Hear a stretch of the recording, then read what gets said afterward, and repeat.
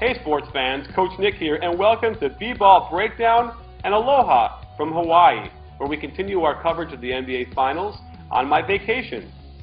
If you missed that game last night, Game 2 of the NBA Finals, it was perhaps the most riveting and amazing and scintillating comeback of all time. It reminded me of the 15-point deficit made up by the Bulls in 1992, and I was at that game when they played the Blazers and came all the way back. The only difference there was the fourth quarter was when they started down 15, whereas here the Mavericks were down 15 with only 7.5 minutes to go.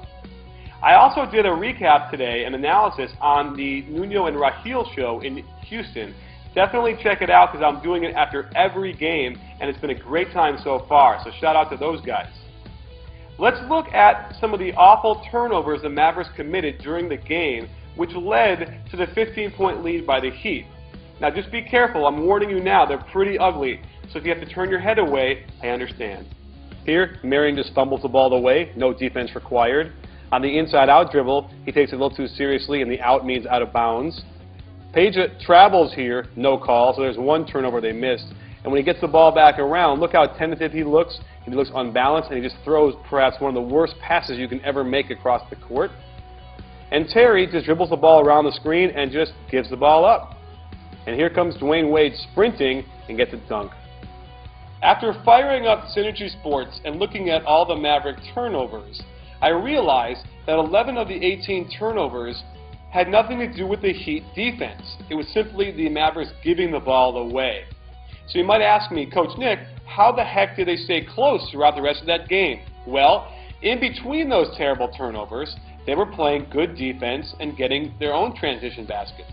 Watch how Chandler gets his hand on this lob. That leads to a fast break, and Shawn Marion beats everyone down the court for an easy layup.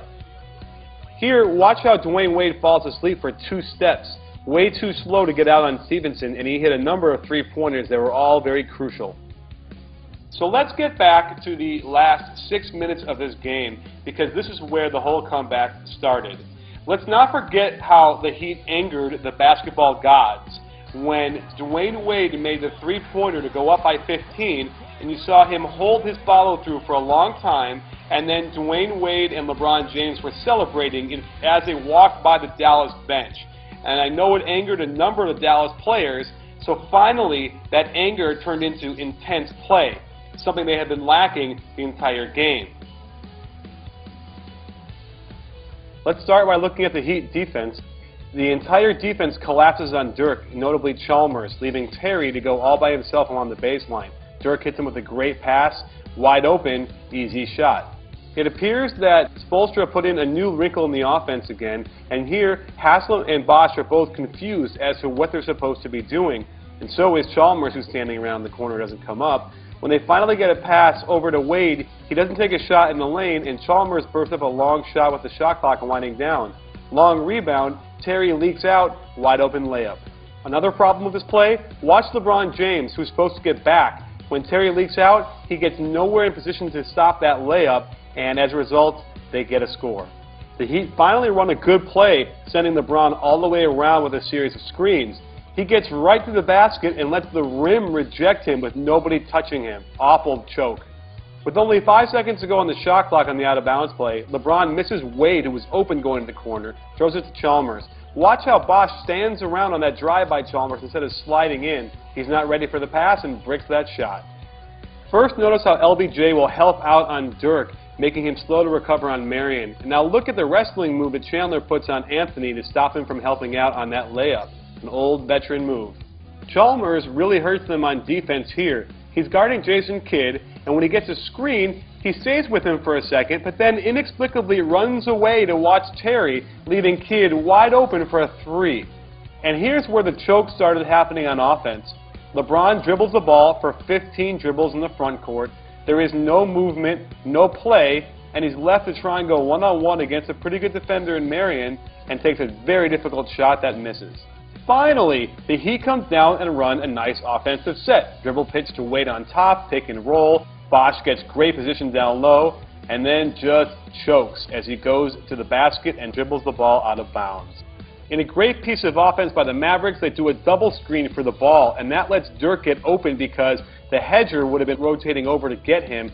Instead, Wade is way too far away to get a hand up, and Dirk nails that shot. The Heat go ISO for Wade, which had worked earlier. Watch Terry as his man goes through. He steps up and stops that penetration. Kidd gets a hand on the ball, and they ultimately throw up a shot on the free throw line, and Haslam misses. It's the Mavs' turn to show some nerves. That same double screen, Dirk's wide open, but they miss him. Jason Kidd just about drops the ball. Now the offense kind of bogs down, and it's all freelance. When they isolate Dirk on top, they get a pretty good attempt, but here comes LeBron to block the shot. They have no chance when the shot clock runs down, and it appears that the Heat are back in control.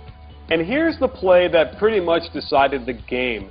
No offense, a lot of standing around. There's not even a screen and roll there. And by the time LeBron gets into something, the shot clock is almost expired. When he shoots a bad three-pointer after a nice deflection by Shawn Marion, you think that the Dallas Mavericks are in good shape. But no, a back tap, Miami gets the rebound, so now they're going to take some more time off, and this is definitely going to be it. They're up 2, they can run the clock down and get a good shot. And they get into their double high post. Watch how good Kidd is at guarding Wade. Completely takes him out of the play. LeBron is not aggressive, but Mario Chalmers is. And look at LeBron just standing around out there instead of cutting a little bit. Again, long three-pointer, that's a difficult shot. They get the rebound. Here's the problem. Haslam should have passed the ball back out. Instead, he goes, gets stripped, saves it inexplicably. Nobody gets back on the Heat, and they get a layup to tie the game. Just awful mistakes by the Heat across the board. Taking a page for the Heat defense, the Mavericks blast LeBron James with a double team, forcing him back, and that dribble pitch is a lot higher than it should be, and Dwayne Wade bails him out with a long three-pointer with lots of time on the shot clock left. Again, awful. I want you to watch Bosh guarding Chandler. It's his duty, if his man screens, to pop out and help. He's stuck there falling asleep, and there's Dirk to splash a 3 to go up and seal the game. Up by 3, out of bounds, you don't want to give up a 3. But watch Jason Kidd and how slow he was at reacting to Dwayne Wade's cut. I know Terry shouldn't have left Chalmers, but he was so slow it seemed like he had to help Kidd on that, or else Wade was going to make the 3. So here's where the strategy got interesting. The only way a three-pointer made against the Mavericks could actually be a good thing is if it was taken extremely early in the shot clock, and that's exactly what Chalmers' 3 was. It gave them the ball back with plenty of time to win the game. So I'm not saying it was a bad shot by Chalmers. I'm just saying that if there was any instance where Dallas had to give up a 3, it would have been like that, as quick as possible, so it only tied the game, and they had plenty of time to get a good shot. So someone explain to me why Bosh is guarding Nowitzki here instead of Haslam. Watch how Haslam doesn't help. He starts to come over like he's going to help and then gives up on the play, letting Dirk score a layup. Inexplicable. So that, my friends, is the anatomy of how to come back from a 15-point deficit in the fourth quarter of an NBA Finals game.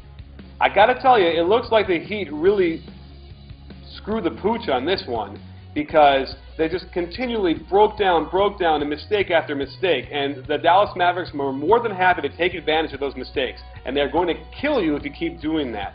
So it remains to be seen if they can keep doing this. I think that the Mavericks could win 2 of the games at home, but they certainly aren't going to sweep all of the 3 games in Dallas. So they're definitely coming back to Miami for Game 6 at least. This is a great series, and there's a lot of chess matches going on. And that last play, they had LeBron on the strong side guarding Terry. He couldn't come off and help because Dirk could easily hit Terry for a wide open shot. So again, a really great chess match between Carlisle and Spoelstra. Well, don't miss me again on the radio. I'll have plenty of links for that on the Nuño and Raheel Show. Thanks for joining us on B-Ball Breakdown, and don't forget, it's not a channel, it's a conversation.